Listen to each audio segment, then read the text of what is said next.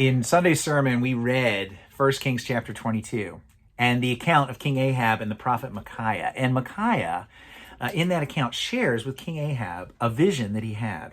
It was in verses 19 to 23. Now, let me read what he says there. In this vision, the Lord says, "Who will entice Ahab?" He's talking to the host of heaven, the Lord is, in this vision. And he says, "Who will entice King Ahab that he may go up and fall," that is, die, "at Ramoth Gilead?" And one said one thing and another said another, and then a spirit came forward and stood before the Lord, saying, "I will entice him."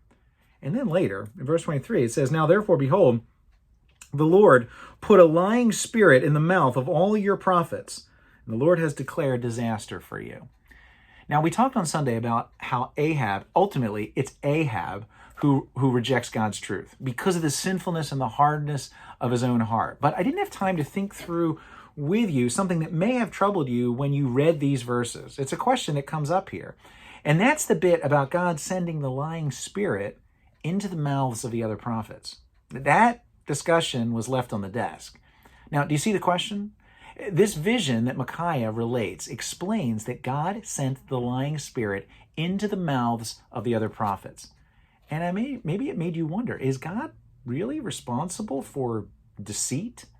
Is the reason that Ahab rejected the truth, in other words, because God told him a lie? And the answer is no, that's not the reason. And God does not do evil, right? This is a vision that's a parable. It's true. There's no reason to doubt that this actually happened, but it is a parable. It's meant to convey truth in a picture, and it's a picture that intentionally shows that despite Ahab's thinking to the contrary, God is in control of even Ahab's lackey prophets, even in charge of the false prophets. And God is using them, these false prophets, as the personification of deceit. So yes, God's in charge of their lying, but only for the purpose of creating this sharp contrast between their lies and the truth that he's telling Ahab through the prophet Micaiah. Now, how do we know that God isn't trying to deceive Ahab with a secret plot? Because it isn't a secret plot against someone when you tell him the secret. And that's exactly what happened. Micaiah starts his account of the vision to Ahab by saying, look, hear the word of the Lord. That's what it says in verse 19. Hear the word. God's not keeping a secret. He wants Ahab to know.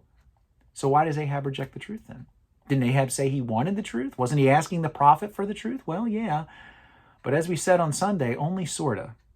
Ahab really wanted the truth only when it confirmed his will. When it confirmed what he wanted to do, then he wanted the truth. When the truth matched his view of the truth, he wanted it. And when it didn't, he rejected it.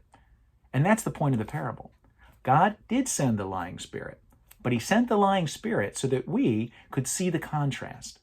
In our sinful desire to have our will supersede God's will, we like the lie better than the truth.